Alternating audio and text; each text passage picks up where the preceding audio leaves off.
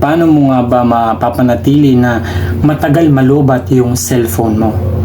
Ituturo ko sa inyo yung pinakamagandang technique para maging matagal yung battery ng cellphone mo. Okay? Ganito lang yan. Pero bago yun, syempre, paki-follow naman si Istong TV. Yan, ganyan lang o ipapalo niya. Follow. Okay? Sundan nyo po itong gagawin ko. Sundan nyo itong mga technique na to. At tsak, never malubat yung cellphone mo maghapon. Okay?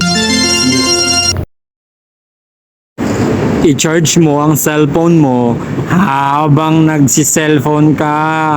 Hindi malulubat yan, sigurado. Yung cellphone mo, ilagay mo sa bigasan. Ayan. Ilagay mo yan dito. Ayan. Siguradong hindi yan malulubat kasi di mo magagamit kasi nasa loob ng bigasan. So, ganyan. Yan yung isang technique.